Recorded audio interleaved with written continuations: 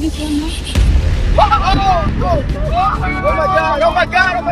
يا رأي اضرب اضرب اضرب اضرب اضرب اضرب.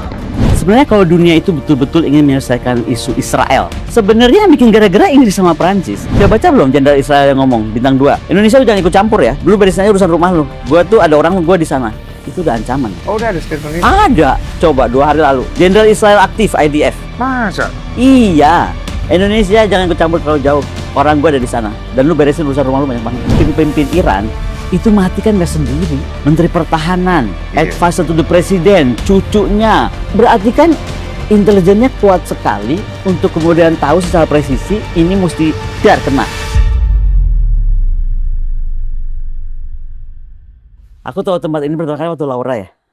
Oh, tahu dari Laura. Ngikutin yang Laura ya? Ngikutin yang Laura kan rame banget itu. Sedih tapi ya? Sedih banget. Biar gimana tetap ibu-ibu ya? Iya ya. Ini pertanyaan-pertanyaan udah ada, aku udah siapin. Tentang pengumuman ke Iran kan. Jadi narasi-narasi ini aku juga sebenarnya kan belajar geopolitiknya cuman dari sosial media. Mumpung ada profesornya di sini ya kan Bu Kony. Jadi kita bisa belajar langsung POV-nya gitu. Karena kan kemarin itu yang aku dapat di sosial media ketika USA itu ngebom ke Iran, pemimpinnya Ali Khamenei kan meninggal. Tapi ada narasi di mana rakyat gembira.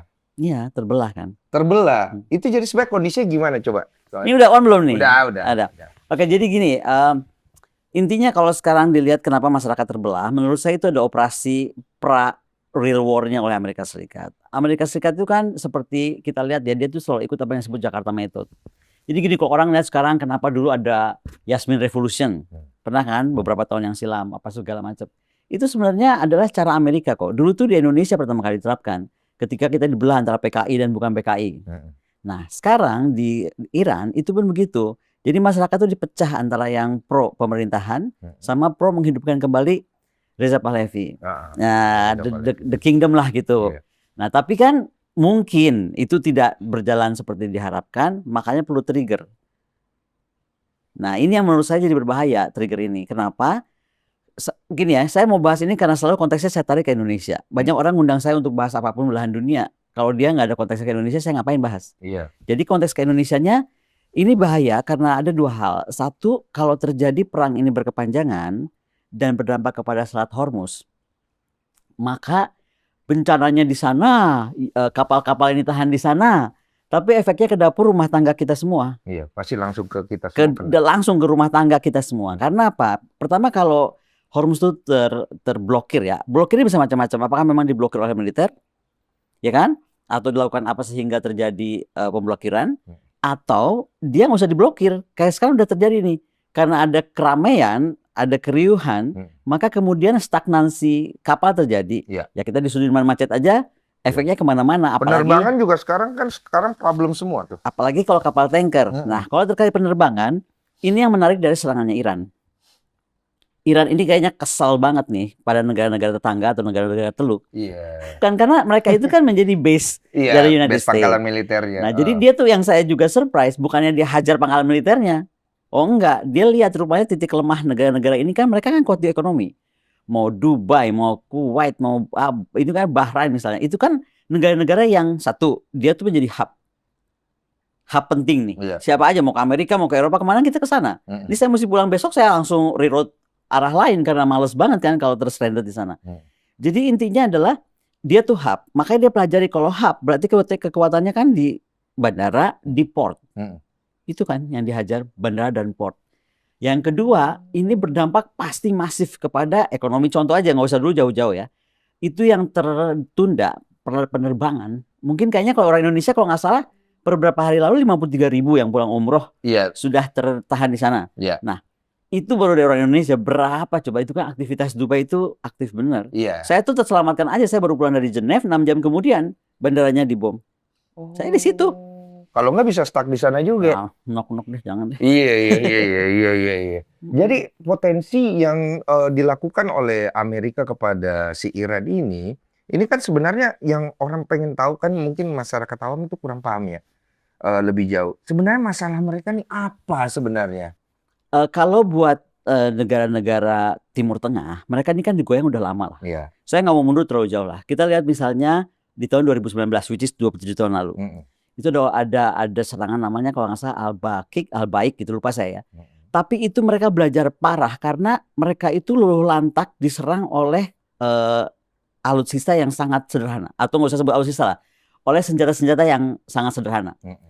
Mereka tuh panik banget dan kaget banget, sehingga kemudian berapa tahun ini mereka betul-betul memperkuat kekuatan angkatan militernya, pertahanannya, mau darat, laut, udara, cyber, and so on and so forth. Karena pengalaman itu sangat buruk buat mereka. Nah, satu hal kita mesti bersyukur sama Trump ketika dia melahirkan Abraham Accord sebenarnya. Ketika Abraham Accord dilaksanakan, ini Trump versi yang first one, yang pertama. Itu kan si mantunya ini pinter banget negosiasi nih. Dia bisa mendudukan negara-negara Teluk untuk akhirnya maulah berdamai, tanda kutip nih, dengan Israel supaya tensi di kawasan tuh menurun dan terjadi gitu loh. Nah, tapi sekarang itu tuh berubah. Menurut saya juga ada beberapa hal yang bikin berubah. Tapi kalau dari sisi Israel ini kita sering lupa. Seolah-olah kalau udah perang begini yang salah Israel melulu ya. Saya tuh harus coba fair karena kebetulan saya waktu S3 juga penelitian saya di Israel. Jadi saya agak mendalami culture gitu, nggak cuman textbook. Secara budaya kita mesti paham, Israel itu dari era Mas Denny Kristen kan, Perjanjian Lama baca ya, itu di Esther itu disampaikan dia tuh pernah mau dimusnahkan waktu Persia di abad itu. Iya, saya tahu itu. Nah, itu di Perjanjian Lama, sehingga secara budaya, secara sosiologi, secara apalagi keimanan, mereka merasa ini juga perang atas nama Tuhan dong. Karena mereka ada bumbu itunya. Ada bumbu itu dong. Karena ada di kitab suci loh. Itu kan. Mereka diselamatkan oleh Esther kalau nggak salah waktu itu agar mereka selamat. Tapi waktu itu temanya sama. Persia mau memusnahkan Israel. Iya, betul. Nah, hari ini hari sakti nih. Ini the Purim Day. Untuk bangsa Israel ini Purim Day. Itulah hari kitab suci itu. Di mana ketika mereka mau dimusnahkan, tetapi mereka selamat dari bangsa Persia. Jadi momentumnya itu nggak main-main. Di sisi Amerika ingin meluluh lantakan, di sisi Israel, this is pokoknya one and for all. Gua dulu pernah selamat nih era Persia, dan kalau kita baca sejarah Israel kan mereka bangsa yang dijanjikan Tuhan lah, whatever the story. Mereka tuh udah harus luluh lantak dari kapan, buktinya nggak luluh lantak juga. Tapi balik ke, saya nggak mau bahas kitab suci, saya mau bahas soal Purim Day spirit to the Israelis, itu sudah ke hatinya mereka sekali. Jadi kalau sekarang kita lihat kenapa juga besar-besaran serangan itu ya masif. Jadi, it's not about only war gitu. Cuma kan mungkin banyak yang, ya mungkin teman-teman awam banyak yang belum tahu. Tadinya Iran itu Persia, terus segala macam. Mungkin mereka belum paham gitu kan lebih jauh. Tapi pasti ada juga yang udah paham. Jadi kayak, apa ya, masalah-masa lalu tuh tetap ada ya, mengakar di dalam jiwa masing-masing ya. Gila, apalagi bangsa Israel kan bangsa yang sudah dikenal selalu dimusnahkan. Dia dimusnahkan oleh semua orang. Yang nggak tahu memang takdir Tuhan kayak gitu. Tapi takdir Tuhan juga kan bilang bahwa dia tuh akan selamat. Saya nggak mau bilang bahwa dia akan selamat besok. Tapi yang saya mau bilang adalah spirit itu ada di jiwa mereka untuk survival. Misalnya waktu saya sekolah di sana, penelitian di sana, itu mereka tuh udah biasa ngomong begini. Mereka tuh tidur sebelah mata tertutup, istilah mereka begitu. Karena mereka alert terus. Satu saat tuh mereka akan dimusnahkan. Mereka udah dimusnahkan oleh bangsa apa aja. Oleh urusan apa aja. Misalnya waktu era Roma. Era Roma itu kalau nggak salah hanya karena urusan dia menemukan warna merah.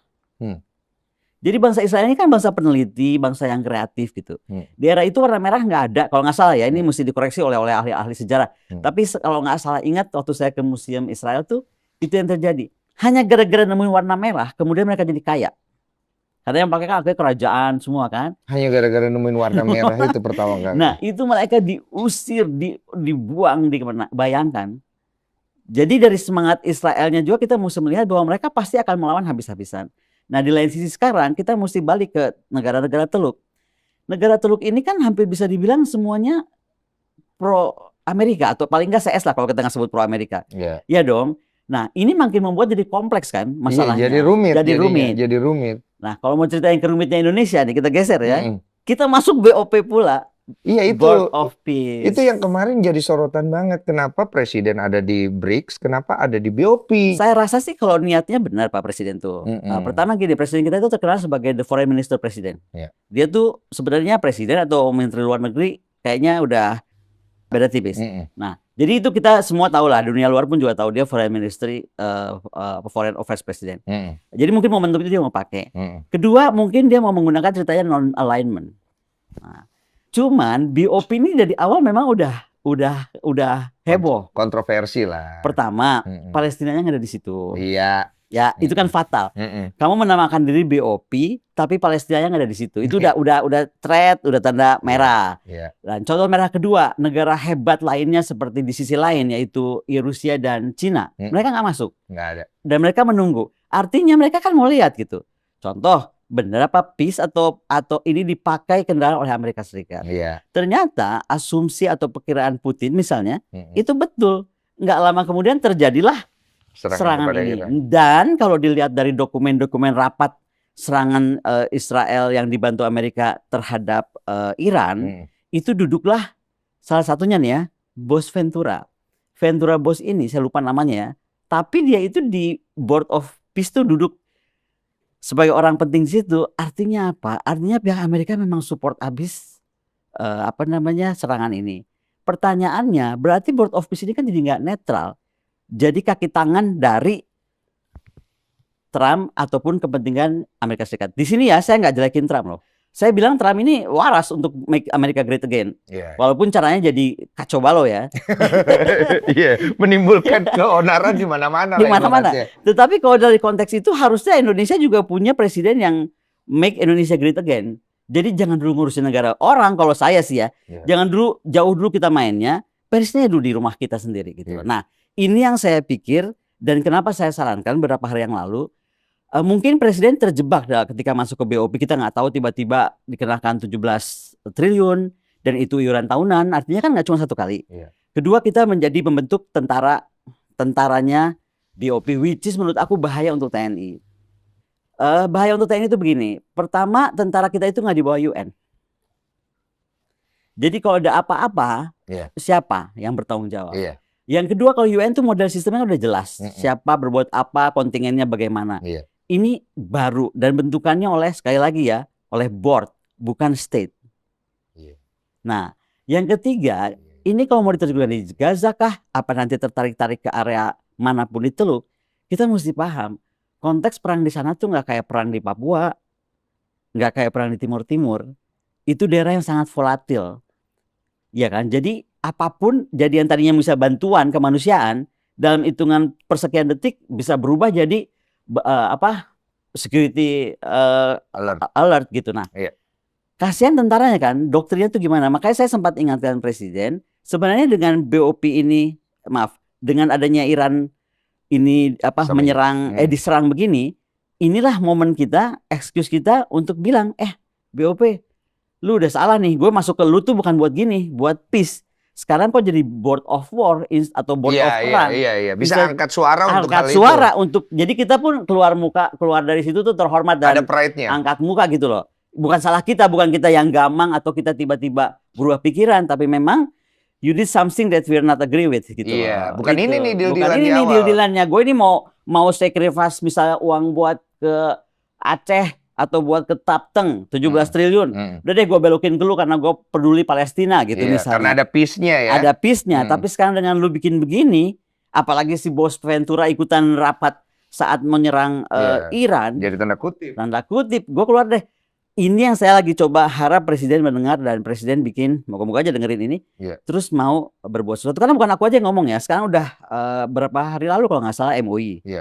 Kemudian tadi malam saya terima jam 11 malam dari para senior angkatan, senior TNI kita, yang merasa bahwa ini akan berbahaya buat tentara kita gitu kalau diteruskan. Berarti sebenarnya langkah yang perlu dilakukan presiden sekarang untuk mengantisipasi kondisi global ini adalah sikapnya dia yang mau diambil ke depannya dalam waktu cepat begitu kan?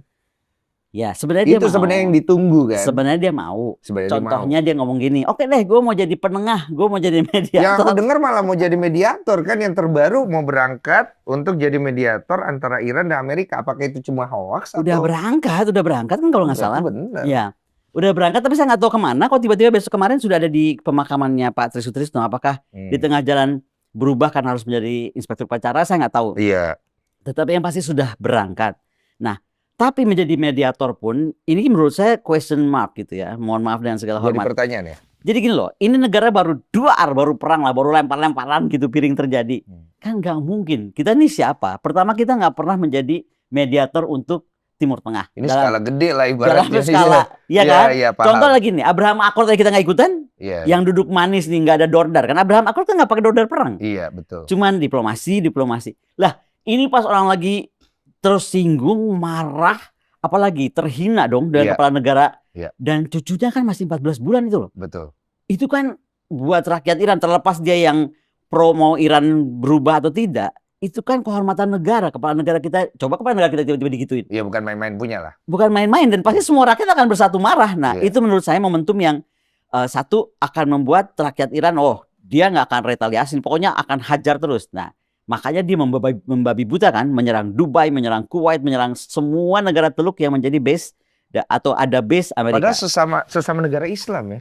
Itu yang menjadi lucu gitu. Karena di luaran itu kan narasi yang dibungkus adalah kita warga Indonesia masa berdiam diri para saudara kita yang Islam diserang. Tapi kan tapi Islam kita beda, kita Sunni, dia Syiah. Ya itu, jadinya kan jadi kemana-mana. Karena begini, kita coba luruskan ya, Bu Koni ya. Sebenarnya kalau dilihat dari kacamata Bu Koni, ini permasalahan agama kah yang lebih dominan, oke? Atau ini permasalahan antara peta kekuasaan wilayah negara yang mana ada tujuan politik daripada Presiden Amerika untuk melakukan serangan kepada Iran? Gini, kalau jawab itu susah, banyak buku udah ditulis. Tapi saya ngomong sederhana aja.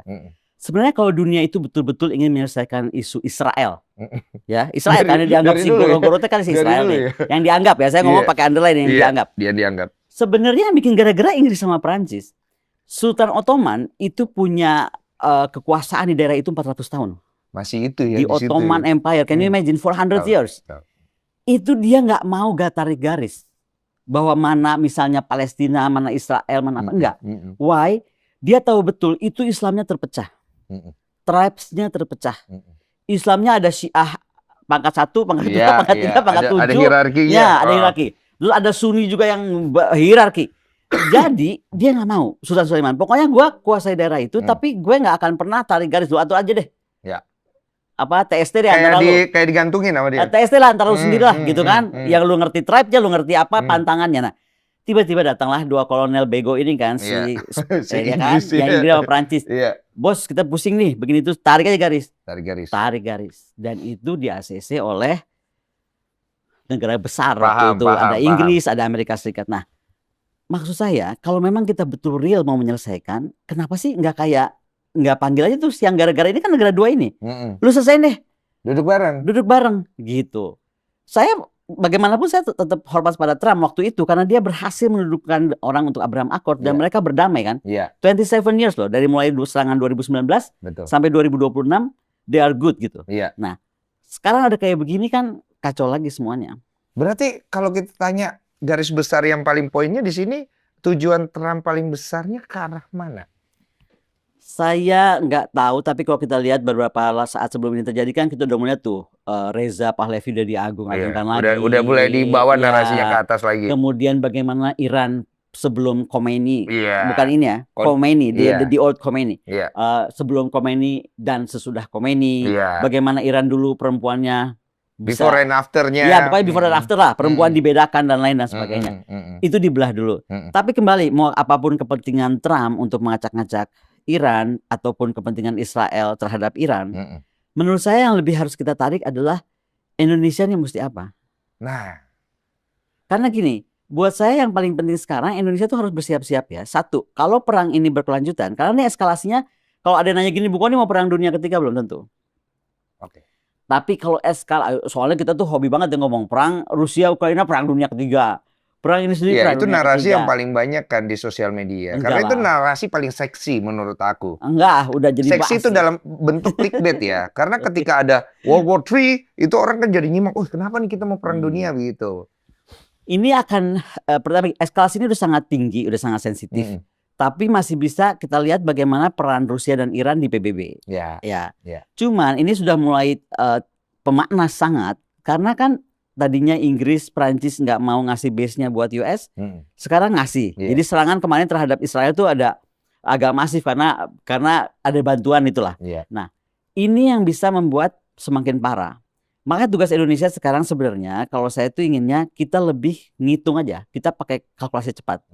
Ini kalau perang berjalan 3 bulan misalnya, atau sebulan, atau 3 bulan, 6 bulan, setahun, efeknya ke Hormuz, dan ukur aja efek ke Hormuznya tuh berapa hari, berapa lama. Impactnya sejauh mana? Impact ke energi kita berapa lama, berapa banyak. Kenaikan energi itu akan melompat ke berapa misalnya. Karena emas melompat, semua melompat kan. Apakah naik 5%, 50%, 100%? Kenapa? Ketika energi ini naik, otomatis semua barang rumah tangga naik. Pasti. Dan Indonesia secara keadaan itu sedang nggak baik-baik. Karena gini, sebenarnya apapun negara, selama 9 bahan pokok itu terjamin, baik-baik aja, mereka akan aman. Contoh nih, saya udah 4 tahun tinggal di Rusia ya. Perang dari mulai perang masih special military operation sampai perangnya besar, sampai sekarang udah berdamai nih ceritanya. Itu apapun keputusan Presiden Putin, itu nggak pernah dipertanyakan. Ada yang bilang bang aku gini, karena Rusia negara otoriter, lu nggak pernah tinggal di Rusia, lu nggak tahu, sama sekali nggak otoriter Rusia itu, sangat terbuka gitu kan. Tapi apa yang saya perhatikan, semuanya murah. Jadi kalau sekarang Pak Denny misalnya tinggal di Rusia, 9 bahan pokok tuh murah banget. Jadi mau dordar ceritanya besok jenderal di situ dimatikan, hari ini Presiden Putin masuk kota saya, terus telepon semua dikacau, karena kan demi keamanan Presiden, kita sering sekali tuh telepon tuh dikacau, GPS hilang, WhatsApp mati, and so on and so forth. Malah sekarang udah resmi nggak boleh ada lagi kan WhatsApp dan Telegram dipakai. Itu semua buat keamanan dalam negeri. Itu nggak ada yang komplain. Punten Bu, aku jadi mikir kemarin kan Pak Presiden itu fokus banget dengan swasembada energi, swasembada pangan, kedaulatan ada di situ. Apa ada urusan sama ini ya? Harusnya ada urusan ke sana. Tapi kalau sekarang serius ke sana, kenapa MBG itu import ya banyaknya?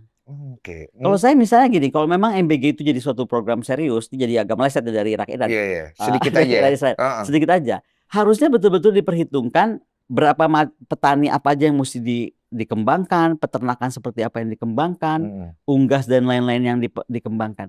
Kalau itu betul dijalankan, harusnya betul-betul terjadi kan roda ekonomi yang berputar. Demand untuk untuk makan sehat terjadi, kemudian suplainya ada. Nah, yang jangan terjadi kan sekarang dari mulai piringnya aja dari luar, apalagi isinya. Apa mungkin untuk sementara kali ya? Karena aku ngelihat dari kemarin, maaf ya, ini bukan ngebelain Pak Prabowo ya. Kita juga nggak nyalain Pak Prabowo, by the way. Aku juga nggak nyalain. Iya, karena aku ngelihat. Cuma ada sistem yang menurut saya nggak jalan bener. Gitu aja. Dan untuk membenahi satu negara itu di mana pemerintahan sebelumnya sudah pernah membuat akar-akar tertentu, ya itu kan nggak gampang Bu, ya kan? Makanya aku bilang, jadi PR sekarang tuh paling cepet tuh ngejar itu aja dulu. Balik ya, ini dampaknya akan panjang kalau sampai ke ini loh, jangan salah kita subsidi kan. Kita bahkan subsidi. Berapa kuat kita untuk nahan itu dengan adanya program MBG yang berapa ratus triliun, nanti mesti subsidi juga berapa. Nah itu yang mesti ada hitungan cepat para ahli ekonomi, mungkin mesti ngundang ahli ekonomi, sehingga kita jadi tahu, oke, ini persiapan kita dan kita bisa pack gitu, harga tuh akan di titik mana, udah akan rawan sekali. Karena tentang negara itu ya tentang masyarakat yang gemah ripah rojinawi dan bisa makan betul kan? Berarti statement dari Pak Purbaya itu penting juga sih ke depannya gitu loh, untuk melihat kondisi perekonomian dan keuangan kita, bahwa dengan adanya kondisi global seperti ini, negara Indonesia secara keuangan baik-baik saja atau tidak gitu kan, ke depannya begitu kan? Atau kalau nggak baik-baik, ada kayak persiapan bahwa mental ya, secara mental nih, bahwa kita misalnya dulu zaman Pak Harto tuh ada mengencangkan ikat pinggang misalnya, ya kan? Nah atau mesti semacam itu, gitu, atau banyak hal lah bisa dilakukan supaya efeknya tuh nggak masif. Karena gini,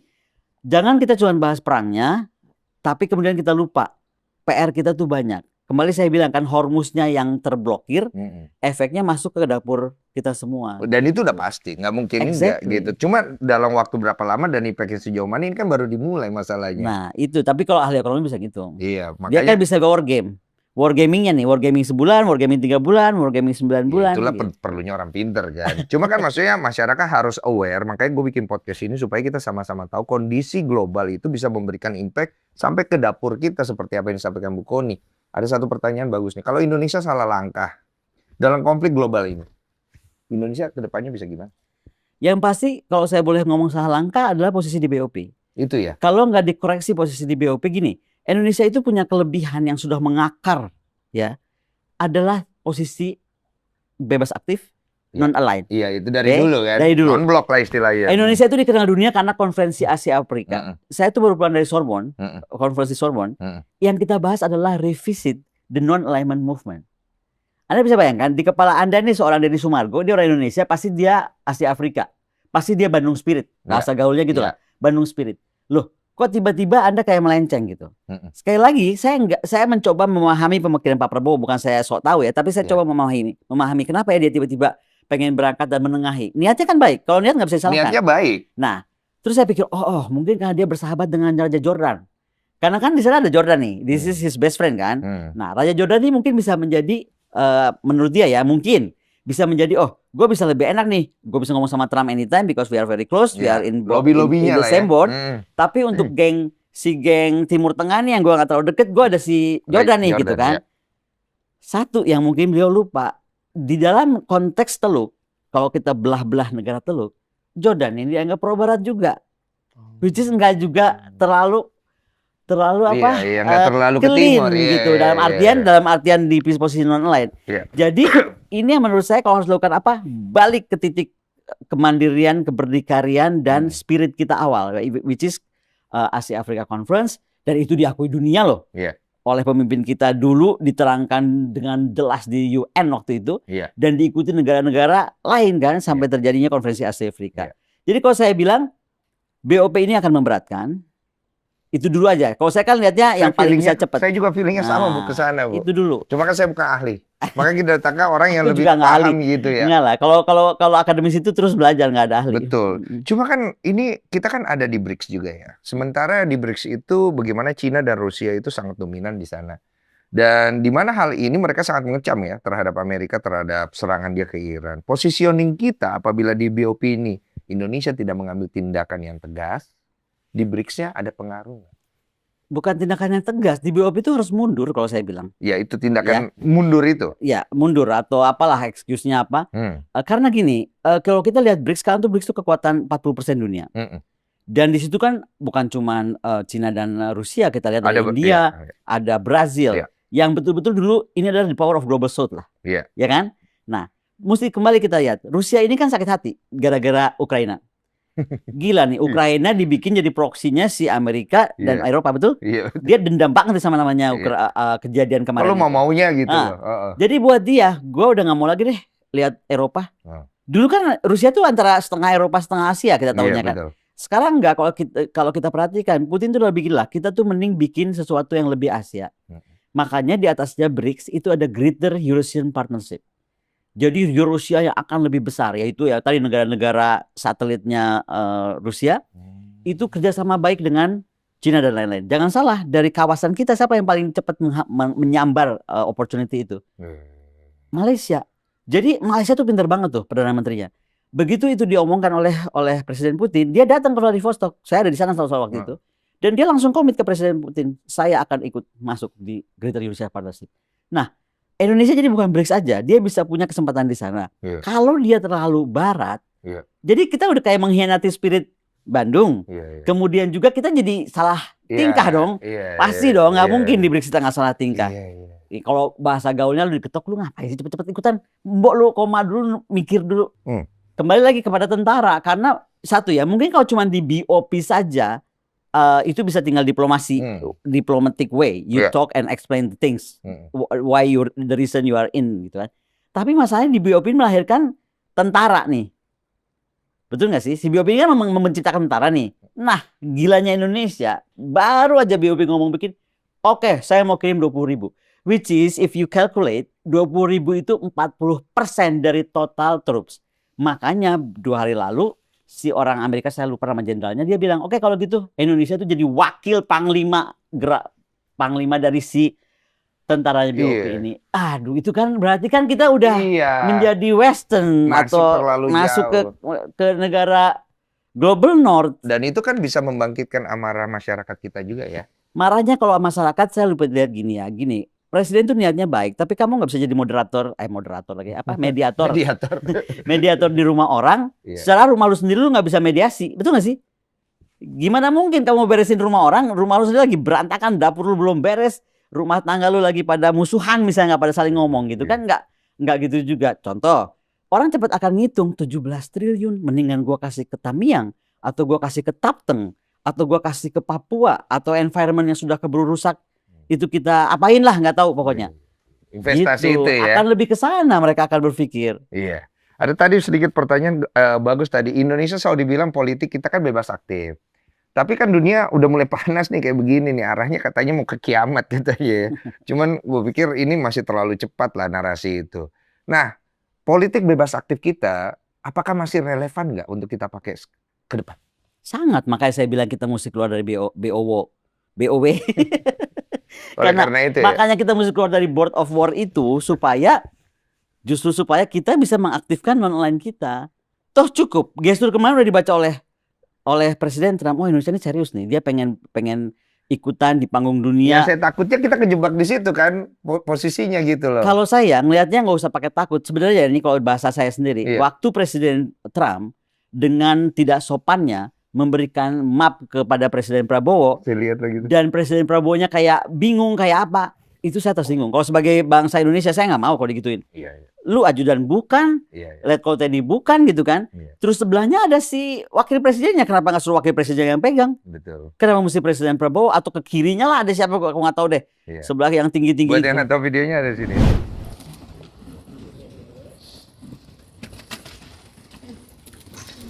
Sorry ya, ini kan bukan anak buah dan bukan staff lu gitu. Jadi ada gestur non diplomatik, tapi gestur itu arogansi, kan arogansi yang menunjukkan, dah lu di bawah gue sekarang. Itu yang aku nggak terima. Gue pegang lo. Nah, ini yang nggak benar. Makanya harus cepetan, karena excuse-nya bener nih. Ini udah bukan board of peace, man. Ini udah board of war. Gue cabut ah. Gitu kan enak. Dan Trump akan sadar, oh gila juga ini orang nggak bisa lu gitu. Nggak bisa gue gitu. Indonesia ini negara berdaulat, bermartabat gitu. Itu yang sebenarnya mungkin masyarakat Indonesia pengen nunggu itu, dan semoga dalam waktu dekat itu bisa kita lihat ya sebenarnya. Tapi Bu Kony perhatiin nggak sih, ini udah mau setahun ya, setahun pemerintahan, sudah lebih dari setahun ya, setahun pemerintahan Pak Prabowo. Apa hal-hal positif yang Bu Kony lihat dalam pemerintahan ini selain hal-hal negatif? Saya banyak lihat positifnya. Saya bilang niat-niatnya itu udah bagus. Kita ada di panggung. Kan saya sering ngomong dulu, kita ini bukan jago kandang. Kita itu harus muncul ke panggung dunia. Nah, tapi panggung dunia itu kita harus muncul. Positioningnya kayak gimana? Positioningnya mesti jelas. Kedua, domestic affairs lu udah beres. Karena gini, udah baca belum Jenderal Israel yang ngomong, bintang 2, saya lupa. Indonesia lu jangan ikut campur ya. Lu beresin aja urusan rumah lu. Gua tuh ada orang gua di sana. Itu udah ancaman. Oh, udah ada statement itu? Ada. Coba 2 hari lalu. Jenderal Israel aktif IDF. Masa? Iya, Indonesia jangan ikut campur terlalu jauh. Orang gue ada di sana, dan lu beresin urusan rumah lu banyak banget. Oh, berarti kita punya data-data, dia ada pegang, nggak mungkin enggak lah. Israel, halo Pak Denny, itu Pak itu si presiden pemimpin Iran itu mati kan nggak sendiri, almarhum itu. Menteri Pertahanan, advisor to the President, cucunya beberapa jenderal saya lupa jabatan-jabatannya. Momennya pas gitu. Berarti kan intelijennya kuat sekali untuk kemudian tahu secara presisi ini mesti kena. Nah, ini yang mau saya bilang juga, di BOP ketika memutuskan masuk BOP, kita ini intelijennya siapa? Kan harus ada tuh intelijen ekonomi, tarif. Kenapa kita bisa salah tuh? Yang dari tarif katanya 19 kita 32 kita nego ke 19. Loh, toto orang dikasih gratis 10. Artinya kan menurut gue, lu ada intelijen lu nggak jalan lah. Udah, kalau saya boleh jangan marah nih untuk Bais sama Bin. Saya nggak tahu lagi intelijen apa lah. Tapi ada yang nggak jalan sampai presiden lu diketahuin orang Indonesia sendiri karena dia jauh-jauh nego ke sana untuk 19. Ternyata for free is only 10 gitu. Gimana? Ya kalau masalah itu mohon maaf ya, memang kayak jalur komunikasi dari kemarin kita udah bahas kayak lambat banget masuk ke presiden gitu. Apa ada yang nahan? Ya nggak tahu. Kita nggak tahu nih lambat. Karena banyak yang bilang ini presidennya, mohon maaf ya, saya nggak suka tuh ada yang ngomong presidennya on. Presiden Prabowo itu bukan on, dia pinter banget. Dia pendidikannya tinggi banget, dia juga jenderal hebat. Cuma nih apa ada yang menyekap nih kalau bottleneck nih, si tutup botol ini siapa nih gitu. Tutup botol ini yang paling bertanggung jawab sehingga presiden kayaknya hidupnya dalam angan-angan atau awang-awang. Karena informasinya hanya dari si tutup botol. Itulah kalau aku. Oke, baiklah Bu, kita belok lagi ke sana ya Bu ya, jangan ke situ dulu ya. Nah ini ada pertanyaan dari netizen saya, kalau peran besar itu bisa pecah nggak dalam waktu ke depan dan posisi Indonesia bakal aman? Menurut gue sih nggak akan aman ya. ke depannya? Sendiri jawab sendiri. Iya kan ahlinya. Bukan juga. Iya. Kalau akan tidak atau enggak, lihat eskalasi. Eskalasinya. Karena gini, menurut saya tuh negara Teluk tuh udah kesel banget lah. Ada kalimat gini, kenapa yang lu hajar fasilitas sipil? Iya. Betul nggak? Apa urusannya? Kalau lu mau hajar fasilitas militer deh. Iya. Seolah gitu kan. Iya. Ya itu, namanya perang itu nggak main catur. Taktik strategi itu penting. Iya. Iran dia ukur dong, kalau gua hajar militernya ngapain? Mendingan gua hajar ekonominya. Makanya sekarang bikin Dubai bergolak, Kuwait bergolak, Qatar bergolak adalah sentra-sentra ekonomi atau hub-hub ekonomi dia yang dihancurkan kan. Nah ini yang menurut saya akan membuat mereka bersatu. Dan ketika mereka bersatu, dalam hitungan jam yang tadinya Macron sama Perdana Menteri Inggris belum mau meminjamkan pangkalan-pangkalan, langsung iya gitu. Jadi itu jadi alat bargaining position dia ya? Jadi alat bargaining position. Jadi kalau ditanya sekarang konstelasi apa, saya udah bilang sudah di red alert. Nah tergantung nih bagaimana tekanan dari Rusia, tekanan dari Cina terhadap PBB untuk kemudian segera bertindak. Aku mau nanya, Ibu kan di Rusia. Ya. Dari Rusia sendiri, Pak Putin sendiri, ada instruksi-instruksi apa atau pergerakan apa yang kedepannya Ibu lihat? Nah ini yang menarik ya. Negara Rusia itu negara nomor 4 terbesar di dunia. Which is de facto menurut saya lebih nomor 3. Gitu kan. Dia tuh seperti Cina. Nyembunyiin. Kalau kita kan suka pamer nih. Oh duit kita segini. Ini kita segini. Kalau di sana kayaknya enggak deh. Reserve-nya berapa negara kalau bisa disembunyiin. Begitu, Bu. Negara kalau pinter begitu.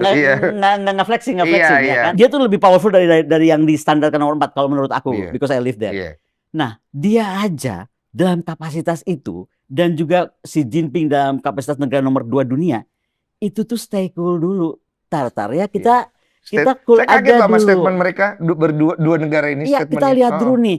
Bukan reaktif, ada BOP seolah-olah BOP itu turun dari Tuhan, langsung kita jalankan. Kan nggak gitu. Kalau Amerika, andai kan gitu. Amerika minta Indonesia dukung dia. Dengan pastinya kan ada imbalan, ada komitmen kerjasama ke depan. Dan Iran juga minta dukungan kita. Kita dibelah nih sama dua kepentingan. Kita harus gimana, Bu? Kita nggak boleh bilang iya atau tidak terlalu cepat. Ya itu tadi saya bilang, kita mesti duduk dulu nih. Apa sih plus minusnya dengan kita ikut? Bisa nggak nih kita dalam posisi gantian? Oh, lu mau duduk sama gue nih. Nih, misalnya. Misalnya nih gue mau ini diginiin, ini digini. Iya dong, kayak sekarang Trump. Lu masuk BOP, dia bisa kondisiin orang. Udah bagus kita mau masuk, dikondisiin pula mesti ngasih 17 triliun lah ini itu. Coba. Nah, ada yang ngomong gini sama saya. Bu Koni, tapi kan juga Rusia ngasih 17 triliun. Walaupun dia nggak resmi di BOP ya. Dia kan tapi cuma mau ngasih 17 triliun karena namanya Board of Peace, bukan Board of War. Untuk perdamaian. Untuk bantu perdamaian Palestina. Betul, pemulihan dan lain-lain. Tapi dia itu pinter. Uang Rusia 4 tahun lalu itu kan ditahan. Reserve-nya dia, Federal Reserve dia kan ditahan oleh Amerika. Uang, jadi dia bilang gini, lu ambil aja dari uang yang gua tahan.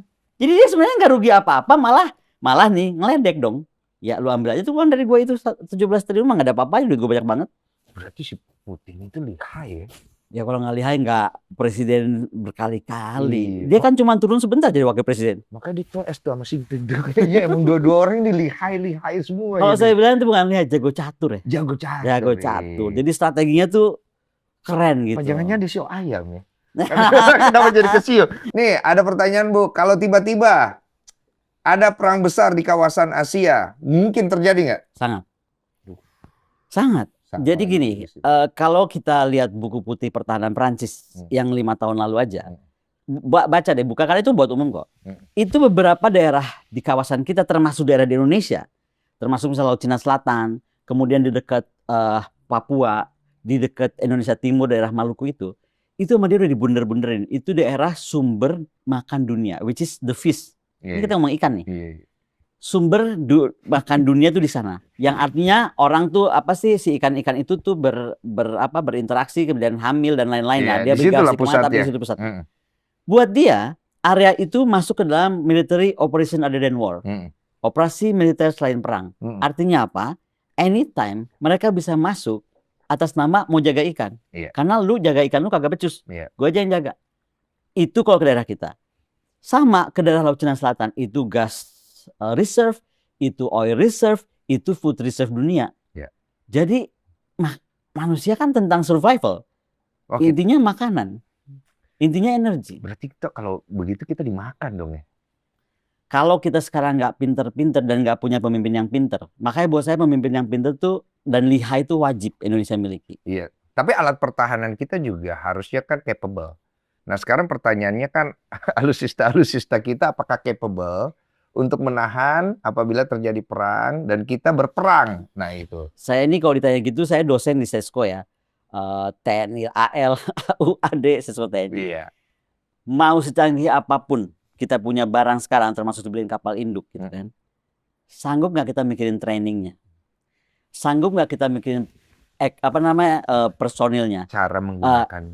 Sanggup nggak kita memikirkan education systemnya? Ya kan? Sanggup nggak kita memikirkan infrastruktur? Karena barang mahal. Ya.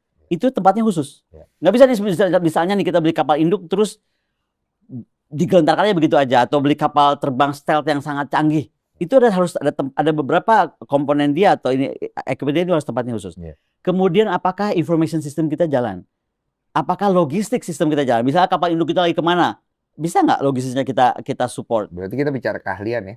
Bukan keahlian, sistem. Juga sistemnya, iya. Keahlian dalam menggunakan sistem itu. Yang paling penting doktrin kita berubah nggak? Ini saya dengar kita mau punya kapal induk, tapi doktrin kita masih sangka merata, masih inward looking defense. Kalau kita punya kapal induk dan kapal siluman untuk pesawat tempur siluman, artinya musuh kita udah bukan dalam negeri, musuh kita tuh ada di sana, mesti kita datengin. Yeah. Nah, doktrin itu yang mesti berubah. Ketika doktrin itu berubah, tentara nasional pun harus berubah namanya.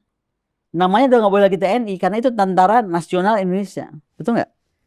Harus namanya jadi Angkatan Bersenjata Republik Indonesia. Nama itu membentuk karakter. Jadi ABRI dong. Ya. Mau apapun namanya, tapi dia angkatan bersenjata. Betul.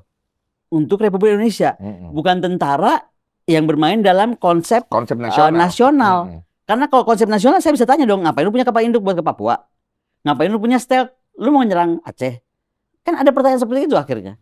Dengan semua statement-statement ibu yang ibu sering muncul, sering dapat serangan-serangan ini. Hanya satu, maksudnya serangan di mana? Di saya pribadi? Teror pribadi. Udah pastilah. Bayang ya? Nggak Indonesia kalau nggak diserang pribadi.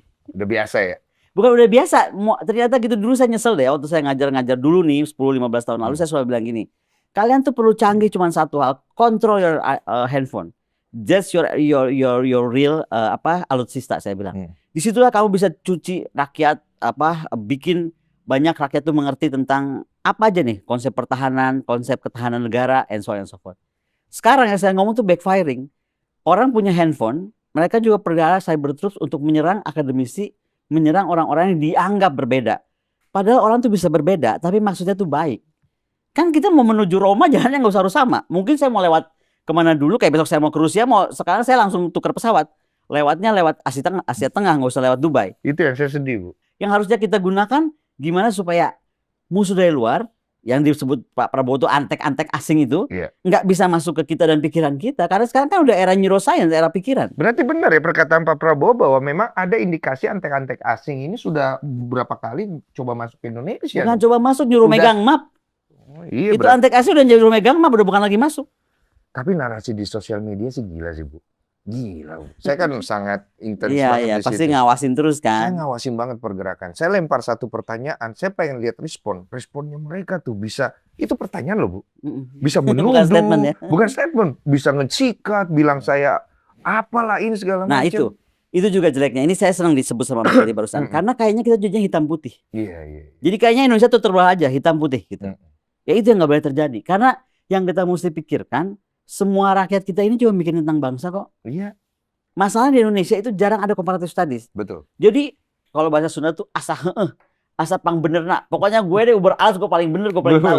Nah itu, begitu kelompok itu nggak ketemu, ya udah Anda hitam saya putih, nggak ada tuh gray zone. Iya, karena kan kita literasi itu kan datang dari sebuah diskusi. Dari sebuah diskusi. Diskusi yang isinya tidak akan selalu sama. Malah perbedaan itu yang melahirkan satu pemikiran baru yang mencari arah ke dua hal sih menurut aku. Kalau orang-orang sifatnya picik, dia cari jalan kejahatan. Kalau orang sifatnya baik, dia cari ke arah perdamaian. Iya. Harusnya kan ke sana. Dan yang saya takut cuma satu ya. Ini kalau orang lelah, yang pikir untuk pergi ke luar negeri mungkin banyak.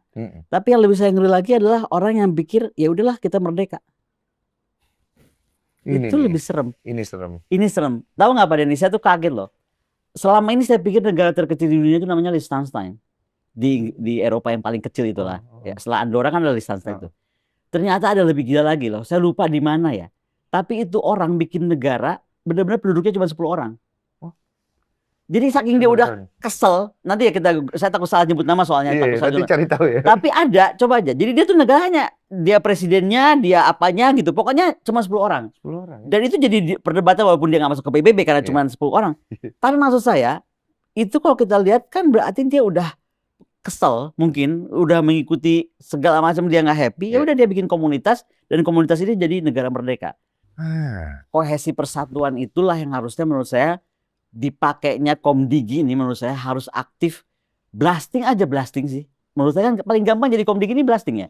Blasting aja tentang nilai-nilai persatuan, nilai-nilai bagaimana pentingnya kita kembali kepada azas kita tadi aja lah. Pancasila sama tadi non-aligned. Udah paling enak itu. Masalahnya Komdigi diserang mulu, Bu. Semua di Indonesia diserang, Bu. Kagak ada yang diserang gitu loh. Beda dikit serang gitu. Dan aku ngerasa tendensi itu adalah tendensi yang sudah menjadi budaya yang kedepannya menurut aku buruk banget. Everything yang you don't agree, lu serang gitu. Jadi kayak, kan saya belajar ilmu kasih ya, Bu ya. Jadi maksudnya ketika ada yang berbeda pendapat sama lu, bukan lu serang, lu dengerin, lu ayomin, what is dan the problem? lu dengerin problemnya apa. Betul, karena dari situ kita bisa menemukan solusi untuk bisa membangun internal kita. Tapi kalau semuanya diserang, jadi lama-lama negara ini penduduk saling serang. Dan nggak ada trust. Nggak ada trust. Dan kita dihancurin dari dalam. Exactly. Jadi kita nggak perlu dibuat Trump repot mecah antara tadi Pahlavi sama, bisa gratis. Betul nggak sih? Gratis. Nah itu. Oh, itu yang dialami Iran mungkin ya. Dan mungkin aja bisa kita alami. Ya, sangat bisa. Makanya tadi ancaman si Jenderal Israel itu nggak main-main. Itu ngeri loh. Urus negara lu sendiri, banyak PR, orang gue udah di mana-mana. Ada kalimat orang gue udah di mana-mana. Hari ini saya kedatangan orang yang tepat. Karena ini pesan yang pengen saya sampaikan lewat podcast ini. Jangan kita hilang persatuan gara-gara urusan negara orang. Ingat baik-baik, negara kita adalah tempat kita lahir. Itu hal pertama yang menjadi basic dasar kita jaga. Jangan sampai urusan sosial media jadi kita mengetik, akhirnya kita terpecah belah dengan segala macam hal. Disikat dari luar, kita semua selesai. Dan anak cucu kita nggak punya tempat tinggal lagi. Dan masa itu yang mau kita wariskan. Betul. Terima kasih banyak, Bu. Terima kasih kembali. Thank you so much. It's a good talk. Thank you. Oke, thank you.